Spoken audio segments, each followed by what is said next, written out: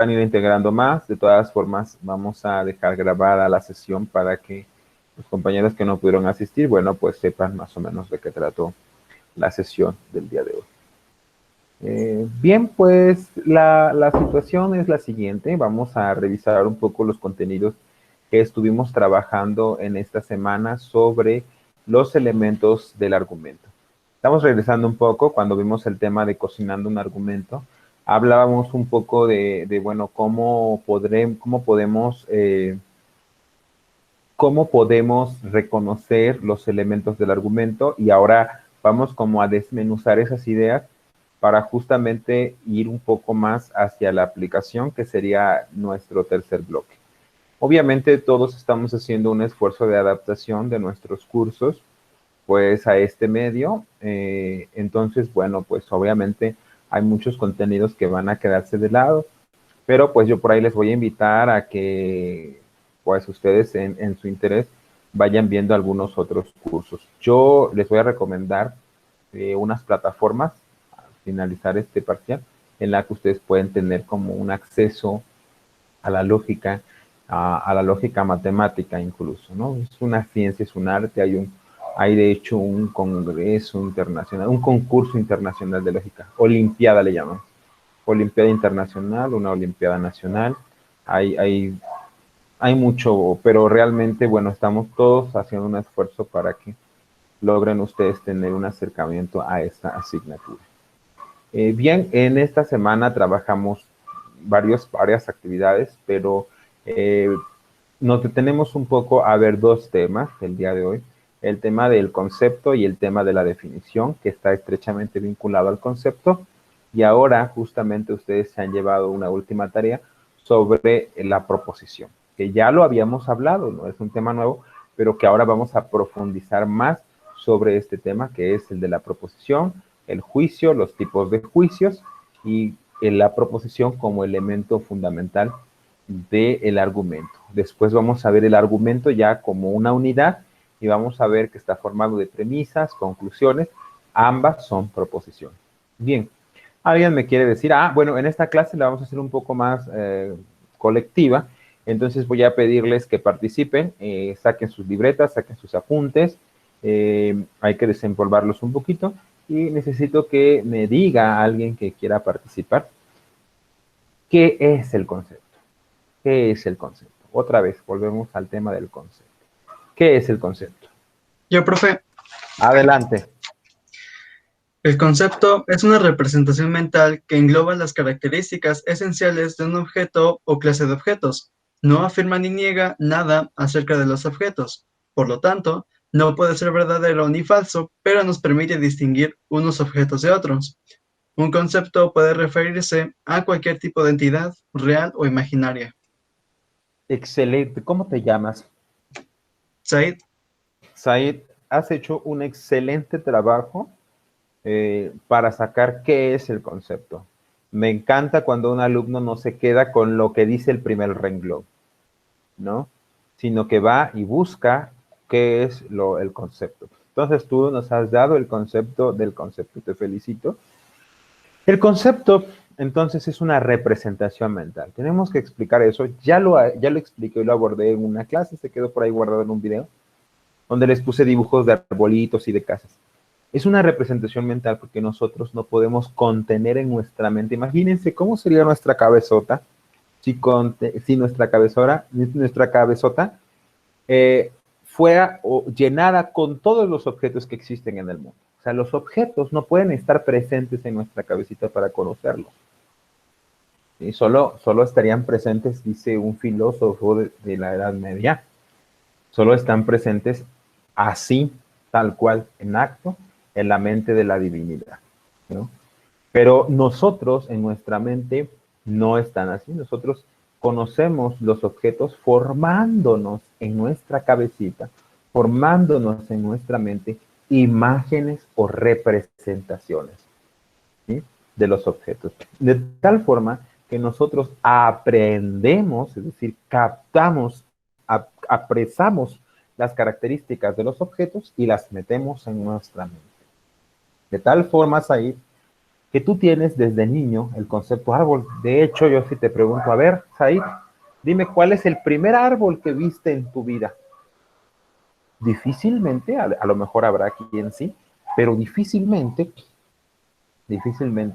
podrás decirme cuál árbol viste por primera vez.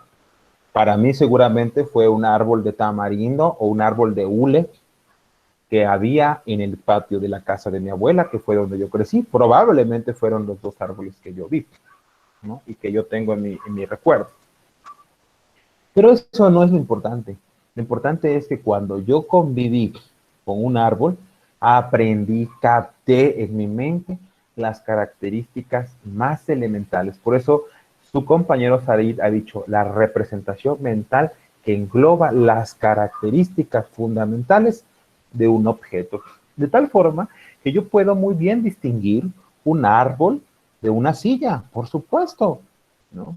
A menos que tenga un problema mental o un problema neurológico, confundiré una silla con un árbol y diré que esta silla es un árbol, ¿no?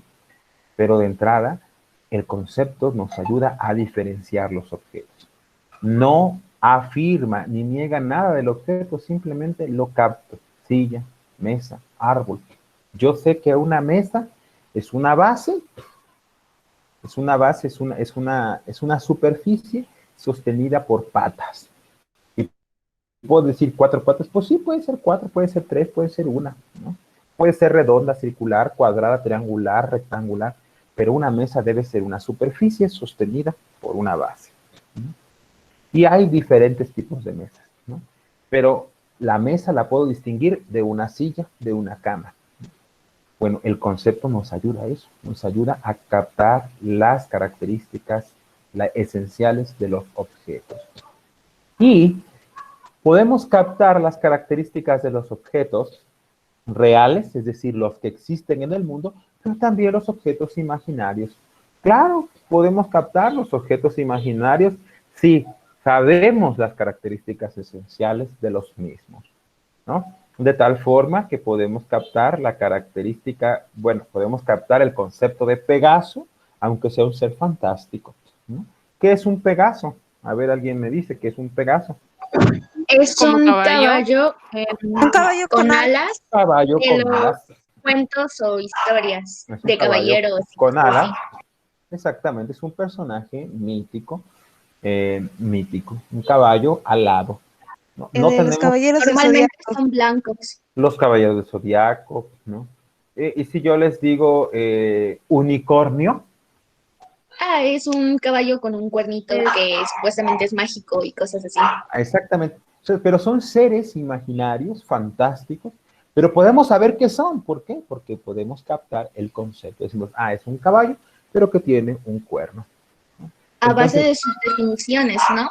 exactamente, a base de su definición, a base de decir qué características tiene un objeto, nosotros captamos ese objeto. Pero aquel que nunca ha leído de los Pegasos y que nunca ha leído de los unicornios, pues no sabrá qué es un objeto, ¿no?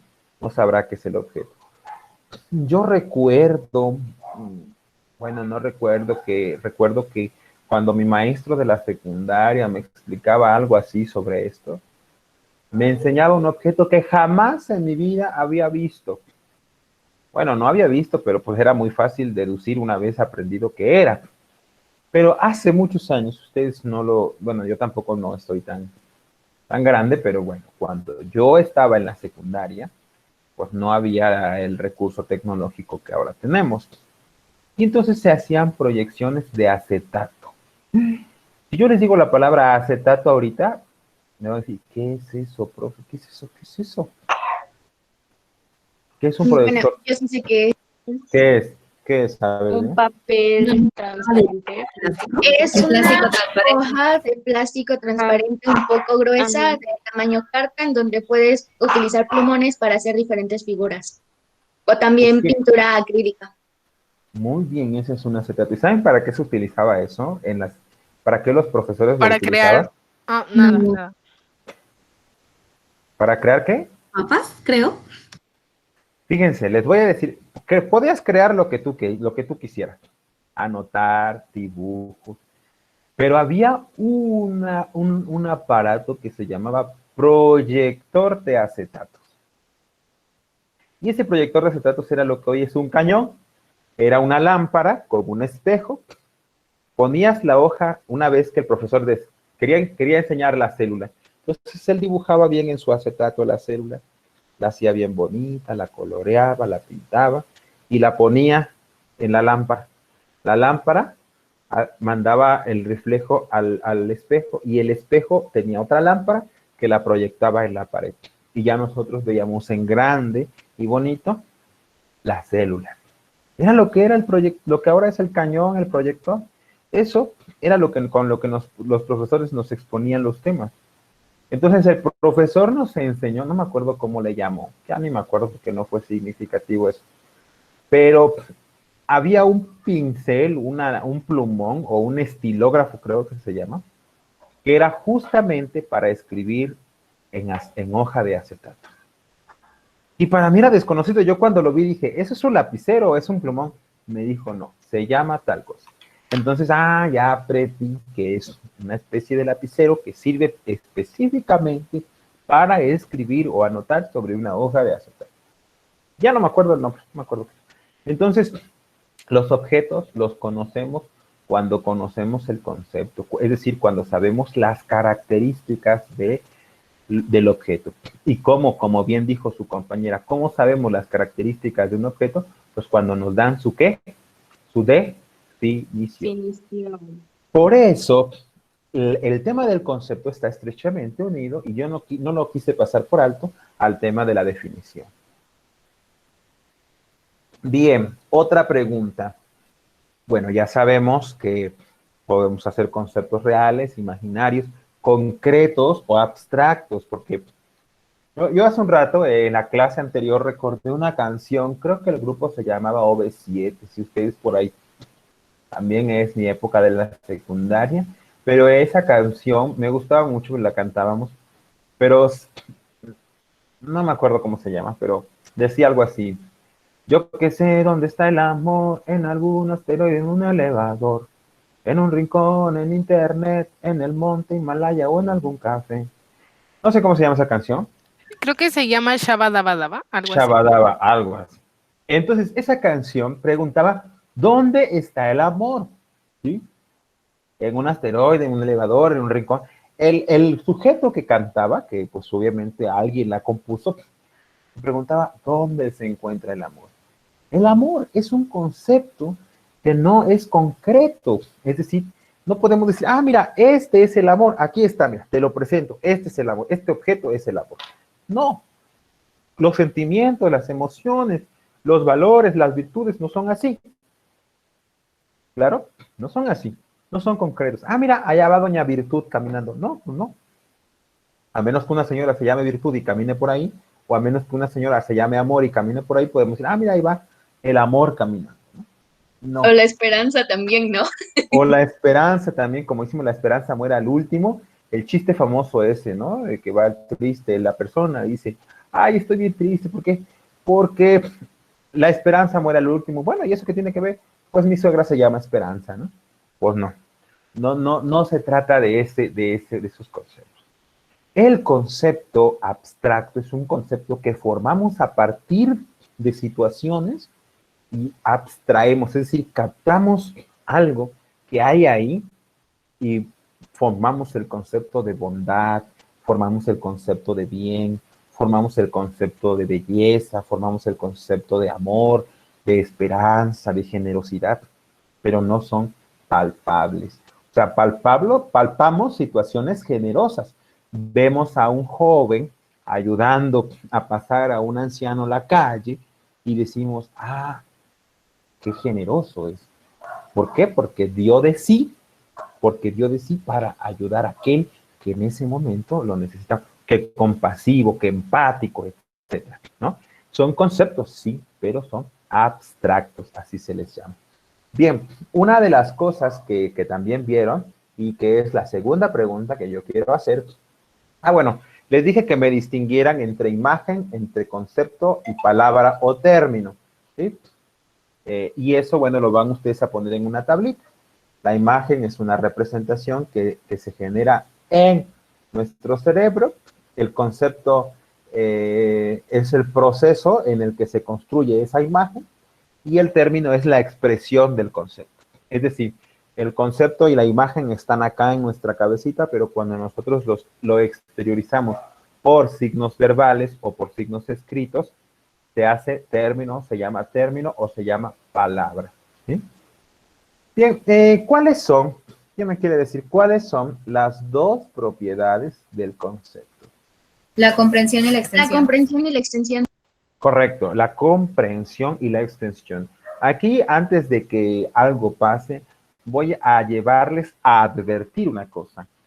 La palabra comprensión, y remarco comprensión, porque si ustedes observaron y fueron detenidamente observadores, vieron que... Se escribe con H. Exactamente. Se escribe con H. Comprensión se escribe con una H intermedia, porque es diferente a la comprensión lectora, a la comprensión que tienes tú para cuando tu compañera te dice algún problema y tú, qué comprensiva eres, ¿no? No, este es otro tipo de comprensión. Es la comprensión lógica. ¿A qué se refiere la comprensión? ¿Puedo leer? Sí, claro. A ver, primero, es que no veo los nombres. Yo, profesor, yo también. Fui yo. A ver, primero, Y yo. permítame. Yo voy a tratar de... Voy a invitar primero. Es que no puedo ver sus nombres. Pero tampoco puedo fijarlos en mi pantalla. Eso está raro. No sé por qué. No sé por qué. A lo mejor porque está grabando. A lo mejor, ¿verdad? Ciertamente. Bueno, a ver, miren, la verdad no sé, no pude alcanzar a ver quién fue primero, quién fue después, pero no pasa nada. A ver, Betsabe, ¿eres Betsabe? Sí. A ver, vamos, te escuchamos, Betsabe. La comprensión del concepto alude a las características esenciales de un objeto o clase de objetos, es decir, aquellas propiedades sin las cuales el objeto no podría ser lo que es y que son precisamente las que nos permiten diferenciarlo de otros objetos, es decir, esas cualidades que debe tener para corresponder a dicho concepto. Correcto, muy bien. Eso es lo que es la comprensión. Entonces, comprende, es decir, ¿qué características incluye el concepto que nos permiten diferenciar a un objeto de otro? De tal forma que si yo quiero saber la comprensión de un objeto, debo englobar todas las características que me hacen distinguirlo de un objeto diferente, de una clase diferente de objetos o inclusive de una misma clase de objetos, ¿no? El ejemplo que ustedes tienen en el texto es el ejemplo del reloj. Si yo quiero si yo enlisto las características que debe tener un objeto o un artefacto, cualquiera que éste sea, para ser considerado reloj, debo decir básicamente que es un objeto, artefacto, que sirve para medir el tiempo. Esa es la característica más elemental para que algo sea llamado reloj. ¿Sí? O como, Dime, te escucho. o como lo decía en el archivo que nos puso, que son también llamadas características esenciales. Y esas son las que nos permiten diferenciarlos de otros objetos. Perfecto. Entonces, si yo digo, objeto que sirve para medir el tiempo, todos, ¡pum!, reloj. ¿Sí? Y en el concepto reloj, descrito como objeto o artefacto que sirve para medir el tiempo, se incluye, ¿qué se puede incluir en ese concepto? ¿A un reloj de mano? No tengo reloj de mano, pero a un reloj de mano que va acá, que tiene correas. ¿Sí? ¿Sí lo incluye o no lo incluye? Sí, también. Por supuesto que sí se incluye. ¿A un reloj de arena? Cualquier tipo de reloj. Cualquier tipo de reloj, correcto. ¿Quién ha dicho eso? Ya que todos tienen un mismo objetivo o un mismo uso, que es medir el tiempo. Perfecto. Tiene una finalidad. Adelante. Es que, bueno, nosotros estamos, la pregunta que usted plantea es de objeto, sería un objeto, pero para medir el tiempo, ¿no entraría en un concepto, el día, la hora o así para medir el tiempo? Oh, con día, la hora. Claro, claro, tú, a ver, Pero, me estás diciendo por ejemplo, entraría un calendario, ¿o Sí, cómo? Pero no se Pues mide la hora. sí, además efectivamente. de pero que dijo para está especificar el tiempo. diciendo objeto, que Sí, entonces sirve para objeto medir el que tiempo. sirve para medir el tiempo. Bueno, tienes razón. En cierto sentido, el calendario, pero si te das cuenta, el calendario no mide el tiempo, o sea, no lo mide, no lo Cuenta mensura. los días solamente. Exactamente, solo divide Profe, tiempo. Dime, ¿y un cronómetro? pues entraría, es una especie de reloj, por supuesto. Es una especie de reloj, ahorita lo vamos a explicar un poquito. Mira, el calendario divide el tiempo, lo clasifica, ¿sí? Correspondiéndose a las fases lunares, a la fase solar, dependiendo del tipo de calendario. Pero en sí, la medición del tiempo la da la unidad, que puede ser el minuto, el segundo, la hora, ¿no? Entonces, la fracción del tiempo la mide un reloj. En sí, el calendario nos ayudaría a clasificar el tiempo, ¿no? Eh, Ahora, ese concepto, pero justo apuntas a algo muy importante. Ese concepto, voy a regresarme un poco al tema que viene en el libro. Si yo voy aumentando las características esenciales, es decir, si yo voy aumentando la comprensión, automáticamente va a disminuir los objetos que entrarían en el concepto. Ahorita vamos a ver. Si yo digo, objeto que sirve para medir el tiempo. Objeto sirve para medir el tiempo. Tercera característica, tiene manecillas. Ah, caray, ya di otra característica que excluye a los relojes que no usan las A los de manecillas. arena. Por ejemplo, al de arena, por ejemplo, al de A sol, los digitales. A los a los digitales. digitales, ¿no? Híjole, ya. Objeto que sirve para medir el tiempo, que usa manecillas, que es pequeño, que usa correas, que es de metal, que es pequeño. Reloj de mano. Entonces ya estoy refiriéndome nada más al reloj de mano. ¿Sí me explico? Excluye a los de pared. Excluye a los de pared. Entonces, ¿qué pasa? Tenemos que aludir a otra propiedad del concepto. ¿A qué propiedad Y me a refiero? estas se les A llama, la extensión. Muy a bien. ese tipo de características se les llama o se les conoce como características accidentales. Ok, exactamente. Vamos a decir que las características esenciales son aquellas que deben estar forzosamente en un objeto para ser lo que es. Y hay otras características que pueden o no estar en el objeto. Por ejemplo, un reloj de mano, vemos que puede ser digital o puede ser mecánico, es decir, utilizando las manecillas, puede ser de correa o puede ser de metal, puede ser de oro, puede ser de plata. O sea, las características, por ejemplo, el material, el color, el tamaño, la figura, es algo accidental, ¿sí? Puede no estar o puede variar en el objeto y el objeto no deja de ser lo que es. ¿Sí me explico? Entonces, muy bien, esas son, la característica accidental es, puede estar o puede no estar en el objeto y el objeto sigue siendo una taza. Mi taza en este caso es blanca, pero si fuera roja, ¿dejaría de ser taza? No, porque es una taza. No. No, pues sigue siendo una taza. El color es una característica accidental. Si esta taza fuera, no sé de cuántos mililitros es, pero si fuera un poco más alta, ¿se dejaría de ser una taza? No. No. ¿No? La cantidad es una característica accidental, lo que Aristóteles llamó accidentes. La sustancia es lo que no cambia, eso lo llamó Aristóteles, ¿no? No cambia. Vamos a poner, por ejemplo, yo aquí tengo una hoja.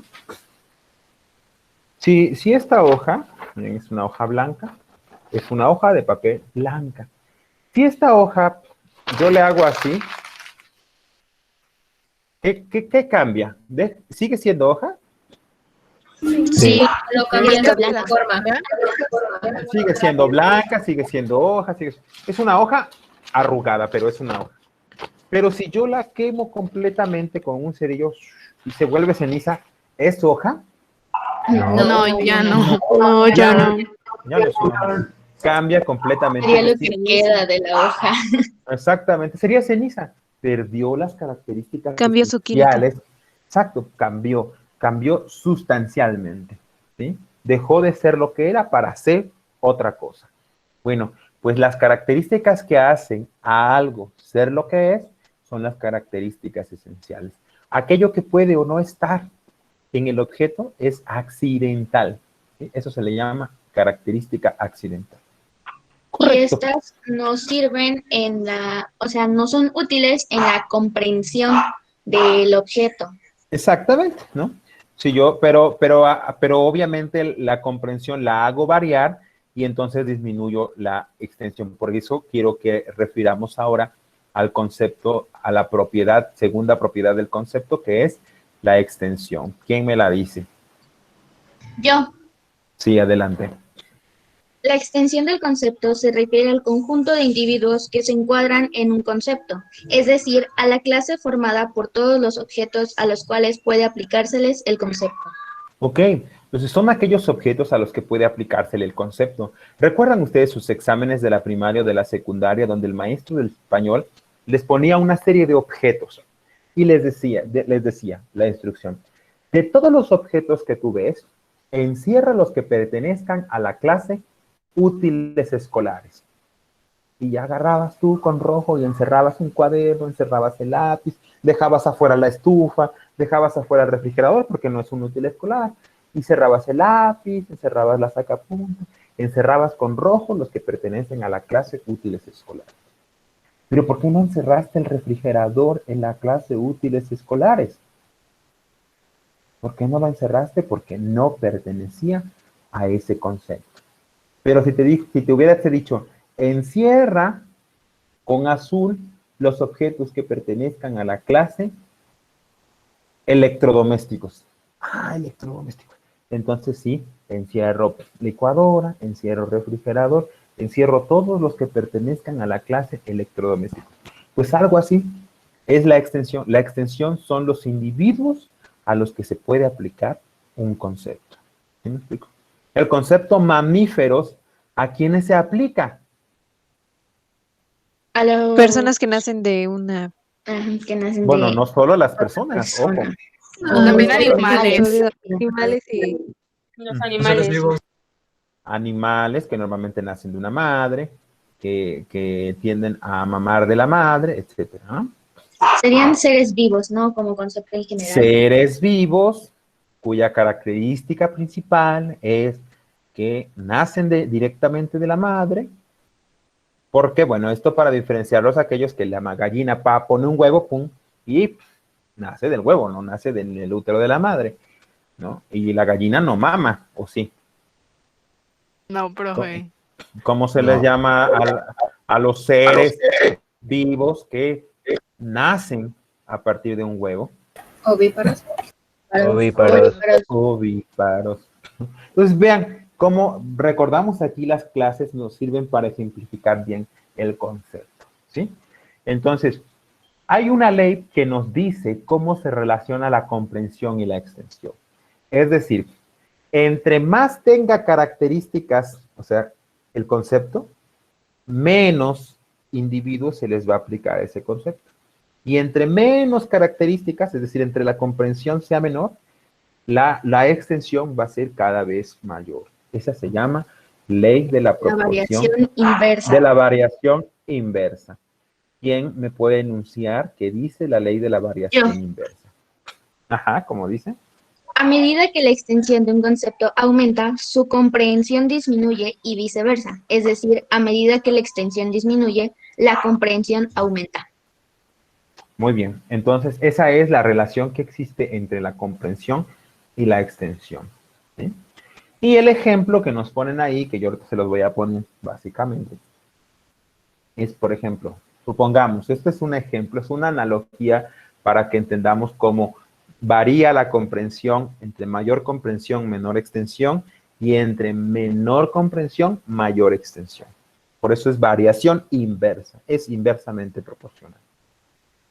Supongamos que le preguntan a alguien, bueno, a ver, ¿y a ti? ¿Cómo te gustan los hombres? No, pues la verdad es que con que sean hombres, con eso basta.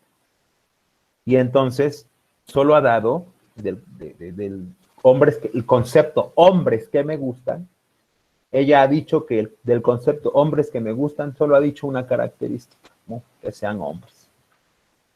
Entonces, ¿cuántos individuos pueden gustarle? Demasiados. Todos, ¿no? Todos aquellos que sean del sexo masculino. Sí, sin embargo, ¿cómo?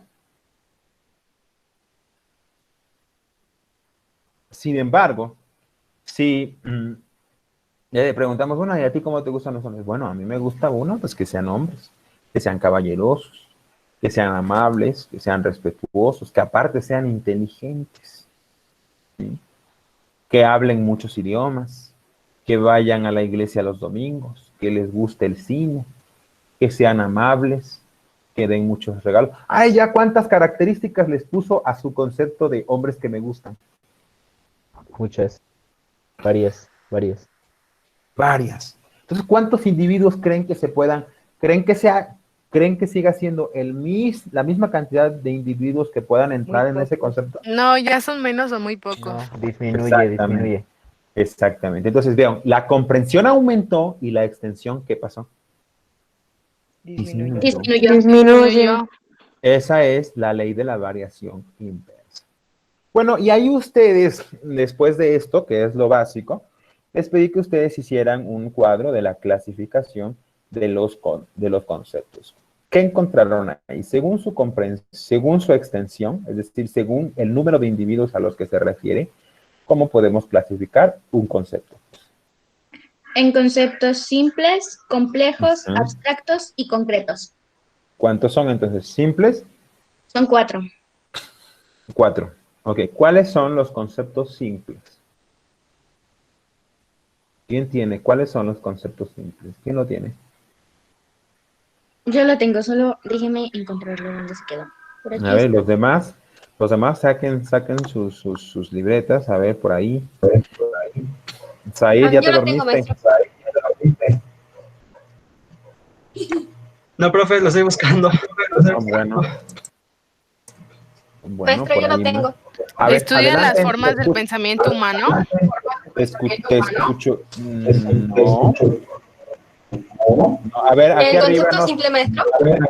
Concepto simple. No veo tu nombre, veo que estás hablando de una Carla foto Lorena. de rostro con pelo. Es Carla Lorena. Adelante. Dilo. El concepto simple es como ser, que consta de una sola característica que precisamente consiste en tener ser. Exactamente.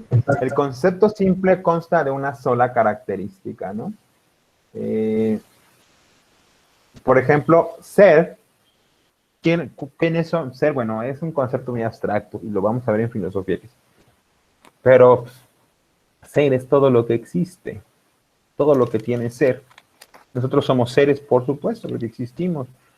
Los unicornios son seres porque existen en nuestra imaginación, pero existen, ¿sí? Entonces, decir un ser, pues todo es ser. A ver. Todo es ser. Entonces, es un concepto muy simple, ¿no? Los conceptos complejos son aquellos que se contribuyen por la unión de varios conceptos, por ejemplo, las canciones famosas del siglo XX en el mundo. Muy bien, las canciones famosas del siglo XX. Es un concepto que se constituye por varias palabras, ¿no? Por varios términos. ¿Sí? ¿Canciones qué era? ¿Qué dijiste? Canciones famosas del siglo XX. ¡Ven, Martí! Betsabe González, tu micrófono. El micrófono. ¿Alguien tiene el micrófono? Perdón, profe. No te preocupes, ya no te pelees tanto con tu hermano. No te deja atender. ¿Cómo lo supo, profe? Eh, entonces, vamos a tratar de unir dos conceptos y elaborar uno. Por ejemplo, si yo digo artistas famosos mexicanos de la década de los 90. Pues estoy dando un concepto compuesto, ¿no? Un concepto complejo o compuesto. Bien, y el concepto abstracto, ya lo he explicado ya hace un rato, pero ¿quién lo dice? El concepto abstracto. Son aquellos que no se refieren que no se refieren concretos. a individuos concretos, como por ejemplo belleza, verdad, justicia, etcétera. Ok. Y ya, hasta ahí. Muy bien, no se refieren a objetos concretos, es decir, objetos que existan así en la realidad, como existe mi taza, como existe mi celular, ¿no? Como existe este lapicero. La belleza, la bondad, ¿no? No existen, vámoslo así, abstractos, sino existen situaciones bondadosas, existen circunstancias, existen obras de arte bellas, canciones bellas, personas bellas, pero la belleza no existe como tal, ¿eh? Es un concepto abstracto. Y por último, los conceptos concretos, ¿a qué aluden? Que son A un aquellos que contenido o calidad como el sujeto indeterminado que la posee, por ejemplo, bello, verdadero, justo, etcétera. Con frecuencia, Gracias. bueno, ¿Con frecuencia qué ibas a decir? a tratar de comunicarnos con las personas es cuando más los usamos, porque muchas veces no nos entienden o no nos explicamos bien, y eso los hace Ok. de forma confusa. Ok. Pero bueno, ese es en cuanto a la perfección, puedo decir que los conceptos los vamos a dividir en claros, confusos y distintos. Muy bien, entonces un concepto concreto alude a la propiedad que tiene un objeto, lo justo, lo bello, lo bueno. Normalmente llevan la partícula lo. Y de acuerdo a la extensión, ¿cómo se clasifican los conceptos? Se clasifican en Singulares, comunes, colectivos, colectivos universales y particulares. particulares. ¿Cuáles son los singulares? ¿Quién me dice cuáles son los singulares?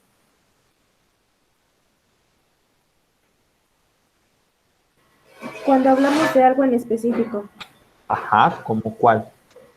no una sola persona. Como una sola persona, ¿no?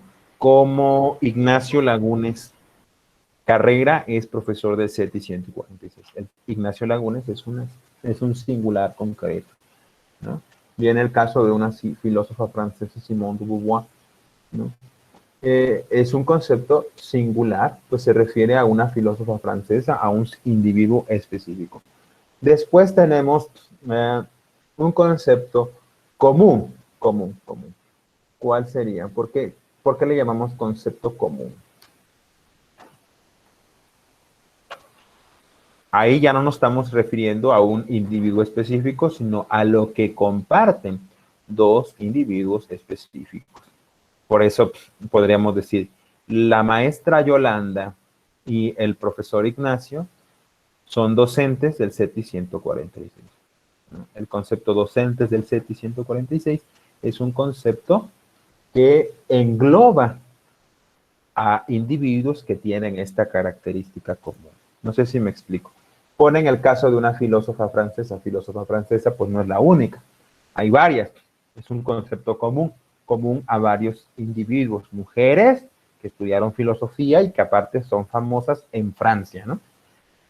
No sé si me expliqué este concepto que es concepto común.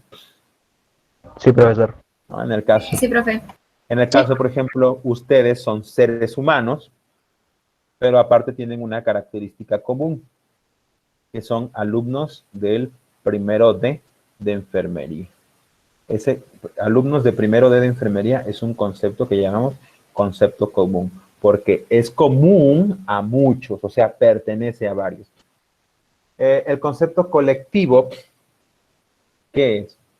Es el que se aplica a una totalidad de individuos, pero no a cada uno de ellos individualmente.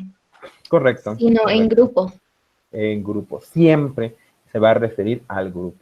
Ejército, parvada, manada, grupo mismo, Conjunto. conjunto, ¿no? Todo se refiere siempre a la colectividad, nunca a un individuo solo, siempre se refiere a mucho. Y no por último, los universales. Los universales son los que se aplican a todos los individuos que forman parte de la extensión del concepto y también a cada uno de ellos individualmente.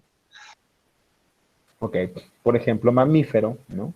Mamífero es un concepto que se aplica a todos y cada uno de los individuos que son seres vivos y que han nacido se han gestado y han nacido del útero en el útero de una madre, ¿no? Y normalmente se alimentan de leche de la mamá, ¿no?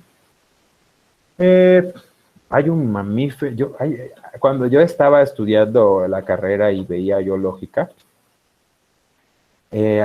leí un artículo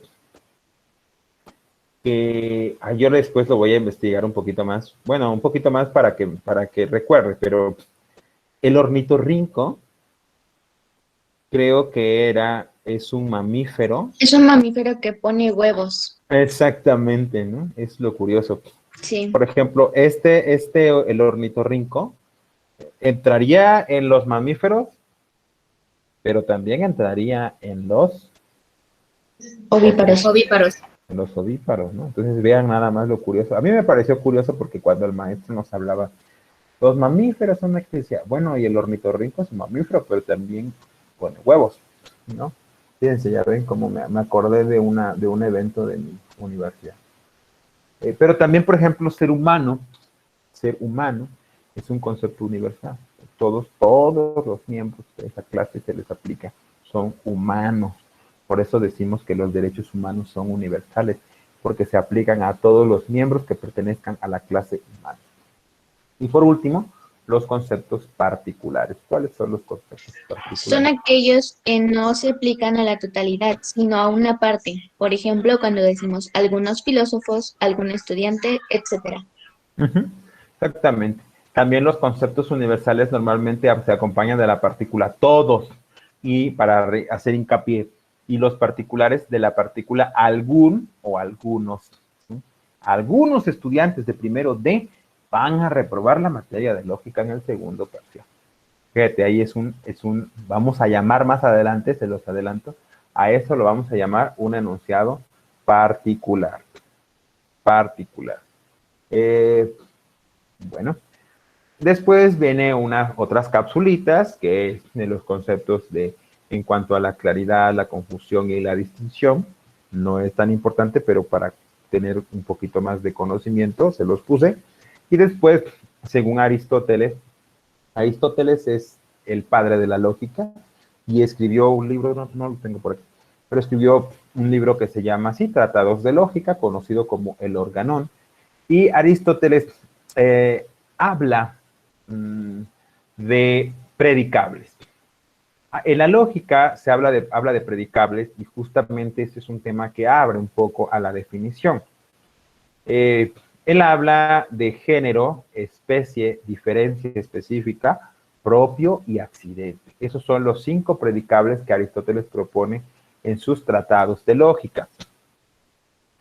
El género sería como la clase a la que pertenecen o la agrupación a la que pertenecen los objetos, ¿sí? Por ejemplo, si una mesa pertenece tiene un género, pertenece, por ejemplo, al género muebles. Pero entre el género muebles, la mesa debe tener una diferencia específica que lo hace distinguir de otros objetos que pertenecen a esa misma clase, ¿no? Ya les dije, la mesa es una superficie sostenida por una base. Pueden ser 4 patas, pueden ser 3, pueden ser una pata, puede ser triangular, circular, puede ser de madera, de metal, de lo que sea, pero es una superficie sostenida por una base. Y es normalmente un mueble que consta de una superficie. Una base normalmente sirve para comer o sostener algunos objetos. Entonces, pero la mesa, al dar su definición, yo tengo que dar su diferencia específica, de tal forma que entre el concepto dentro del género mueble, yo haga una diferencia entre una mesa, una silla, un ropero. Porque un ropero es un mueble, una mesa es un mueble, una cama es un mueble, un sofá es un mueble, pero ¿qué los hace diferentes? ¿No?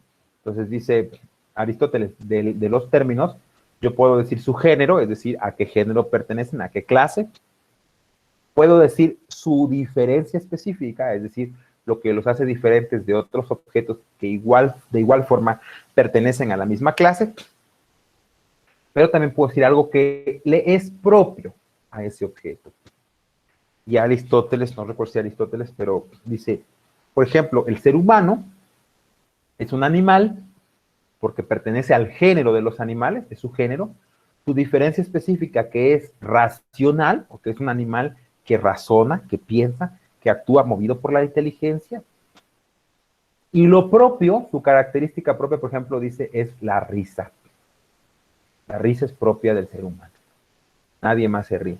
Eso lo dice Aristóteles. Entonces, los predicables son género, especie, diferencia específica. Ya voy como definiendo los predicables.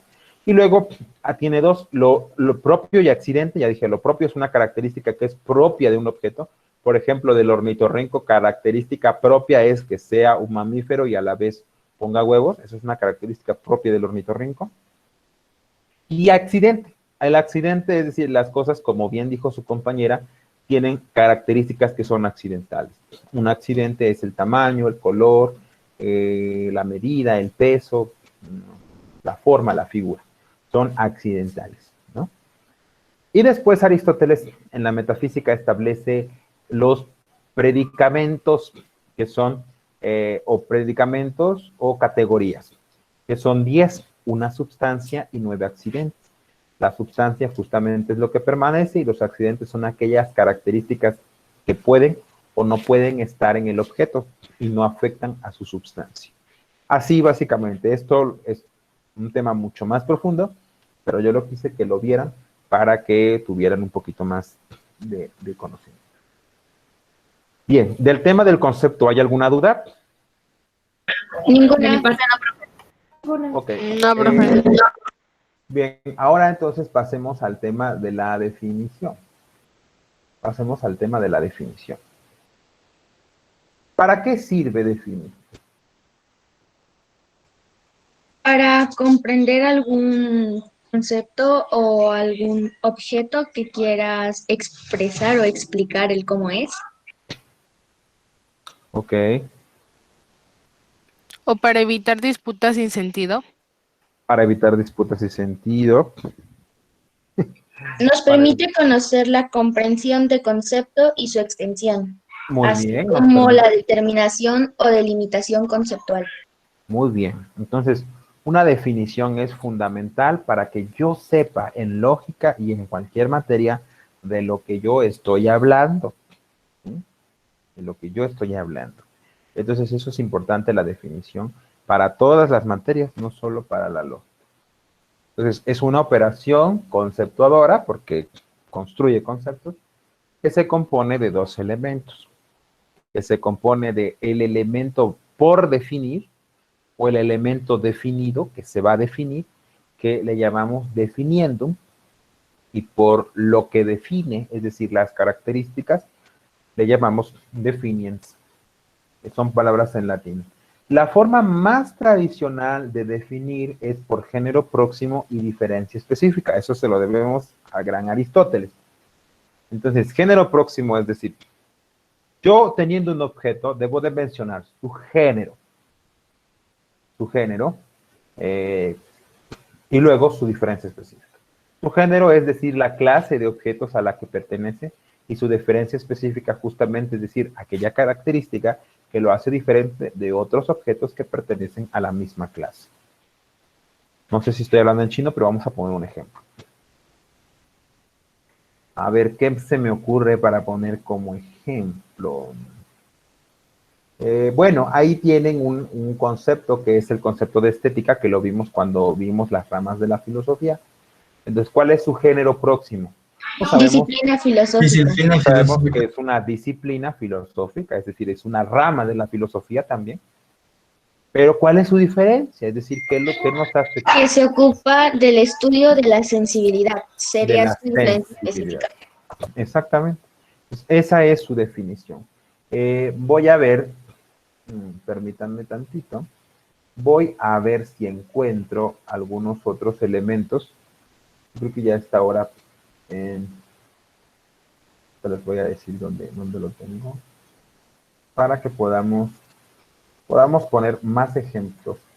Pero cualquier definición por género próximo y diferencia específica tendría que llevar siempre la clase de objetos a la que pertenece y, evidentemente, su diferencia, aquella característica o cualidad que lo hace diferente de otros objetos. Y esta lógica para qué. Bien, muy bien, Betsabe nos permite conocer la comprensión del concepto y su extensión, ¿correcto? Por ejemplo, yo quiero definir el concepto de silla. ¿Quién me podría decir el concepto de silla? ¿Cuál sería? Para definirlo tendríamos que decir su género, es decir, la clase de objetos a la que pertenece ese concepto. ¿A qué clase de objetos pertenece una silla? A los muebles. ¿Muebles? A los muebles. Pertenece Un a los artefacto de muebles. Entonces, no, de madera no, porque puede ser de metal, puede ser, hoy lo hacen de plástico, de todo. Entonces, Ah, sí. silla. Su género es mueble. Puede ser mueble, es un mueble, ese sería su género. ¿Y cuál sería, chicos, su diferencia específica? Se ocupa para sentarse. Ok, sirve para sentarse. Es un mueble que sirve para sentarse. Eso ya nos haría ya la definición de silla, o todavía lo confundiríamos con otro elemento. Se puede Lo confundiríamos ¿Con qué lo confundiríamos? con un sofá. Un sofá. Con un sofá. ¿Y por qué al sofá? Fíjense, bueno, ahorita ya le llamamos sofá, que es francés, ¿no? Le llamamos sofá. Pero nuestro español ya adoptó esa palabra. El sillón. Pero exactamente, le llamamos, ¿por qué le llamamos sillón? ¿Por qué? Pues porque pertenece a los mismos objetos de silla. Solo que pues sería más grande, más Es cómodo más grande. y pues de diferente material o con Material. diferente cubierta y así. Así es. Pero sí podríamos decir que esta definición de silla es la correcta. Digamos, ahorita le podemos decir, pero hay sillones. Sí, hay sillones, pero ya sería un mueble que sirve para sentarse y que ¿Es cómodo? que es cómodo y que normalmente está hecho de un material precisamente que aporta comodidad o para descansar, ¿no? ¿De fibra o de algodón? De fibra o de algodón. Muy bien, No, esto, profe, no sé si sea como una diferencia, pero el sillón sirve para, bueno, lo ocupamos para algunos para ver la tele y la silla es para comer, más o menos. por ejemplo, ¿no? También la banca entraría dentro de las sillas, ¿no? Pero más extensa. Pero más extensa. Con Por mayor ejemplo, capacidad para más personas. Y sin respaldo. O un banco, por ejemplo. Pero vean cómo los objetos los tenemos que definir diciendo sus características específicas. Tendríamos que decir lo propio de la silla, ¿no? Por ejemplo, para diferenciar a una silla de un banco tenemos que decir que tiene un respaldo, ¿no? El banco Y el no tiene banco respaldo. comúnmente no tiene. No tiene. Bueno, entonces vemos cómo se aplica la definición. Ahora, para definir algo, tenemos ciertas indicaciones. Caray. Son dos reglas. Tenemos reglas para definir. De hecho, son 5 reglas. Exactamente, son 5 reglas para definir. ¿Cuáles son esas 5 reglas para definir? La regla número 1 dice que una definición debe señalar las características esenciales del objeto a definir. La Es lo regla que, número 2, ajá. Es lo que hicimos, ¿no? Decir las características esenciales de mi objeto. ¿Sigue? ¿Sigue? sí. La regla número 2 es que una definición no debe ser circular, es decir, el término que definimos no debe figurar en la definición misma. Además, en lo posible no debería incluirse tampoco su sinónimo, pues de lo contrario no nos estaría ayudando a comprender el término en sí mismo.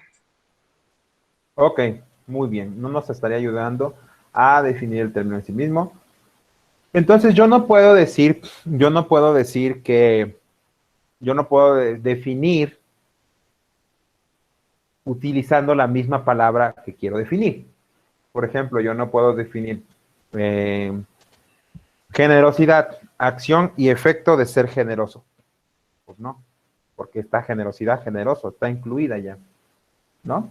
Entonces, Es no lo que debe pasa estar con muchos diccionarios. muchos Con el diccionarios. diccionario español. Muy bien, exactamente. Aquí tengo unas definiciones. Ustedes me van a decir, bueno, ahorita vamos a ver en los tipos. Mejor seguimos. Y ahorita en los tipos de la definición, ustedes me van a decir qué tipo de definición es. Continúo con la regla 3. Continúa así, por favor. La regla 3. Una definición no debe ser demasiado amplia ni limitada. No debe abarcar más ni menos objetos de los que debe, solo los que le corresponden. Ujú. Exactamente. Sigue, por favor. La regla número 4. Una definición no debe expresarse en un lenguaje vago, ambiguo ni metafórico. Ok. No, no lo voy a definir los poetas pueden dar definiciones en sus poesías, pero no es considerada una definición lógica. El lenguaje poético o el lenguaje metafórico. Adelante. La regla número 5. Se debe evitar definir negativamente, ya que una definición debe explicar lo que su término significa y no lo que no es o queda fuera de él. Sin embargo, hay ciertas palabras cuya clarificación requiere definiciones negativas. Ok, hay ciertos casos, ¿no? Por lo menos, por ejemplo, bueno, si yo defino, ¿qué es lo malo? Pues todo aquello que no es bueno. ¿Y qué es lo bueno? Pues todo aquello que no es malo. Y entonces yo nunca defino lo bueno. Es un círculo de nunca acabar. ¿No? ¿Qué es lo bueno? Pues aquello que no es malo. ¿Y qué es lo malo? Pues aquello que no es bueno. Y así te vas. Esto se llama una definición circular. ¿Sí? No debo definir negativamente. Siguiente, ¿hay otra característica? Solo llega hasta la regla 5, después vienen los diferentes tipos de Ok. definiciones. Entonces ya dijimos las 5 reglas. Después de eso, vimos los tipos de definición. ¿Para qué sirve? A ver quién responde, ¿eh? Los demás, por favor, se están quedando sin participar. ¿Para qué sirve una definición estipulativa? Se introduce para asignar un significado deliberado a un término. Exactamente. Yo la introduzco para asignar un significado deliberado, es decir, que yo quiero que signifique esto. Normalmente lo utilizan los científicos, ¿no? Los teóricos. Para definir una palabra nueva, inventada o con fines teóricos o prácticos. Muy bien. Yo quiero introducir una palabra nueva, ¿no? Entonces yo le llamaré chinchunchá a tal cosa en esta exposición. Bueno, por ahí. Se llama estipulativa. La definición lexicográfica. Es aquella que no introduce un nuevo significado, retira el significado de un concepto. Primero, Puede no ser. Elimina la ambigüedad. elimina la ambigüedad, no introduce un nuevo significado. Puede ser verdadera o falsa. Puede ser. ¿Puedo leer lo que tengo? A ver. Por ejemplo, si decimos zapato Ajá. a calzado. De acuerdo. Definición lexicográfica, también llamada real. No introduce un nuevo significado, sino simplemente reporta uno que el término ya tiene. Su función es eliminar la ambigüedad del lenguaje y aumentar el vocabulario de las personas. Esta puede ser verdadera o falsa. Muy bien. Esa es la definición que nos da un diccionario común. Bueno, no común, un buen diccionario. Es una definición lexicográfica. La palabra esclerosis indica o esclerótico indica eso. Pues, pero es una definición de diccionario, ¿correcto? ¿Para qué sirve una definición explicativa? No tiene la función de introducir un significado deliberado para un término, sino de elaborar uno nuevo sobre la base de alguno que ya se usa de forma vaga. A su vez, es ambiguo cuando tiene más de un significado y el contexto en que se inserta no nos permite determinar cuál es el sentido con el que se está usando. Ok, una definición explicativa introduce una aclaración sobre un término que ya existe, pero que yo le quiero dar un matiz o le quiero dar un enfoque diferente. ¿Qué es una definición? Sí. Bueno, en lo personal me llamó la atención que era un término vago y aquí lo agregué en definición explicativa. Un término es vago si existen casos límites, se llaman así. Un término es vago si existen casos límites. Casos límite, perdón. Casos límite. Muy bien, entonces, esa sería la definición explicativa. Ahorita lo vamos a aplicar. La definición teórica, ¿para qué sirve? Supone la aceptación de una teoría. A través de ellas. Se busca elaborar una descripción teórica o científica adecuada de los objetos. Correcto. Entonces, a partir de una teoría, yo elaboro una definición de los objetos con base en esa teoría. ¿Y una definición persuasiva? Explica la definición del tema. Tiene el objetivo de influir en las actitudes de la audiencia, manipulando sus emociones, y tiene que ver más con el uso expresivo directivo del lenguaje que con un uso informativo. Ok, me agrada cómo participan. Me los imagino en el salón de clases, todos levantando la mano, pero bueno, yo sé que todos, que la mayoría, bueno, no puedo decir que todos, pero están trabajando y lo están haciendo muy bien. Me gusta mucho cómo han trabajado ustedes en general. Les he felicitado por ser un buen grupo. Disculpen, yo no puedo ver sus nombres. Yo quisiera decirles, participa fulano, sultán, pero no puedo ver sus nombres, solo veo sus caritas y bueno, pues no importa que lo hagan así, me gusta que participen. Una definición persuasiva es aquella que yo utilizo no con un fin de clarificar, sino con el fin de convencer a otro que acepte mi definición. Por ejemplo, aunque médicamente podemos definir el aborto de una forma, para defender que las mujeres no aborten, yo puedo definir el aborto como el aborto es asesinar a una persona inocente, ¿no? Pero bueno, esa no es la definición de aborto. Pero yo estoy utilizando una definición persuasiva porque tengo la finalidad de que quien me escucha acepte la definición que yo estoy dando y entonces deje de practicar abortos. No sé si me explico. Y esta definición utiliza lenguaje con calificativos sin justificación de buscar motivar la aceptación de lo que se dice sin mayor. Sí. No, entonces aquí la utilizo mucho en el discurso, la utilizo mucho en una parte en la que yo quiero, bueno, la función, más bien, la función directiva del lenguaje, cuando yo quiero convencer y persuadir. Le voy a decir, por último, ustedes me van a decir qué tipo de definición es y con eso vamos a terminar. Exactamente, Betsabe, convence. Escuchen esta frase y ustedes me van a decir qué tipo de definición estoy dando. Me gustaría precisar la definición de estudiante diciendo que no es aquel que asiste a la escuela, sino aquel que estudia.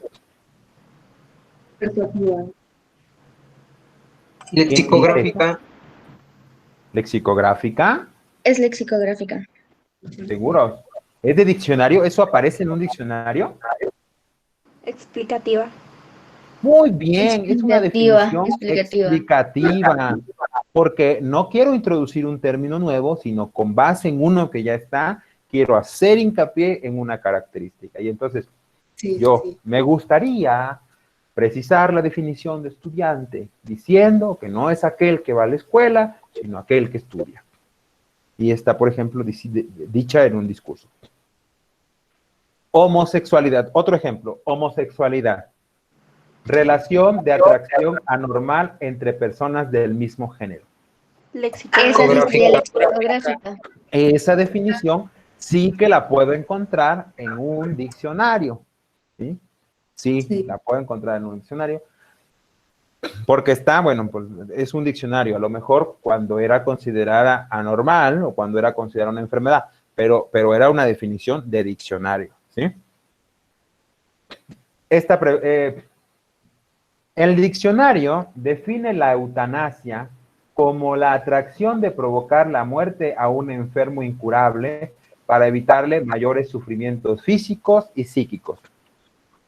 También es lexicográfica. Lexicográfica. Fíjense, se me olvidaba decirles en la anterior definición, donde define la homosexualidad, también pudiera ser persuasiva, ¿sí? Porque la puedo utilizar con la finalidad de convencer a mis oyentes de que está mal, ¿sí? También puede ser persuasiva, pero suena a diccionario. Otro, en el presente ensayo utilizaré la palabra persona como sinónimo de ser humano, es decir, que para ser persona basta poseer el código genético de la especie Homo sapiens. ¿Sería explicativa? Persuasiva. ¿Estipulativa? Correcto, estipulativa. Dice, en el presente ensayo, utilizaré la palabra persona como sinónimo de ser humano. Es decir, que para ser persona basta poseer el código genético de la especie Homo sapiens. Es una definición estipulativa. Aunque, por ejemplo, analizando, vamos a ver que persona y ser humano pueden significar lo mismo, cada una hace un enfoque en aspectos diferentes. Por ejemplo, el concepto persona hace referencia al aspecto relacional propio del ser humano, ¿no? Siguiente definición. Dentro de la ciencia de la estadística, el concepto de población se define como el conjunto de todos los elementos que tienen una característica en común. Teórica. Correcto, teórica. Ustedes ya tienen 10 en el examen. Teórica. Muy bien, chicos, muy bien. Entonces, con esto, con los tipos de definiciones y su evaluación, pues acabamos esta lección del día de hoy. ¿Cómo la ven? ¿Hay alguna pregunta? Ninguna. Todo quedó muy claro. No, profe. Por mi parte, no. Bien, como cuando nosotros trabajamos, leemos, hacemos los resúmenes y las actividades, cuando venimos a la lección, ya todo está muy claro. Yo invito a aquellos que se quedaron callados, espero que no hayan dejado la computadora ahí, se hayan ido a atizarle a los frijoles o a preparar la cena. Escuchando, de hecho. Sino que ahí estén, ahí estén. Y bueno, ojalá y también participen. No importa que choquen con otro compañero, eso es lo de menos ahorita. Lo importante es que participemos, que veamos que sí estamos trabajando y que justamente hace un rato platicaba yo con un gran amigo que justamente hoy por hoy creo que es como una especie de darwinismo. ¿Quiénes van a sobrevivir a la educación, al trabajo, a la circunstancia, a la nueva normalidad? Pues aquellas especies mejor adaptadas, aquellos que sean capaces de adaptarse al cambio. Y nosotros, chicos, nos tenemos que formar en eso, en la flexibilidad, en cambiar. La mejor característica del ser humano es que puede rehacerse, que no está terminado y concluido, sino que se hace constantemente. No se nace hombre o no se nace mujer, se llega a hacerlo, ¿sí?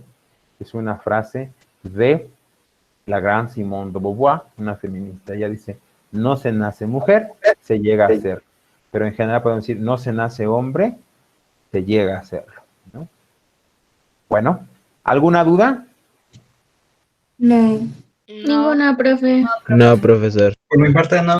Bueno, pues no me queda más que felicitarlos y seguirlos animando a que sigan con ese entusiasmo y yo espero los mejores resultados. El examen se los voy a mandar, ustedes, yo les voy a decir del 17 al 18, ustedes van a hacer el examen, elijan la hora que ustedes quieran y ustedes hacen el examen. Cuando llegue, hagan su examen, a mí me llegará la notificación de que hagan su examen. Solo pongan bien, por favor, su nombre completo y su correo electrónico de la institución, ¿sí? Bueno, pues si no hay otra, Sí, profe. si no hay preguntas, si no hay comentarios, si no hay alguna duda, pues yo les agradezco y que tengan una excelente tarde. Igualmente. Noche, profe.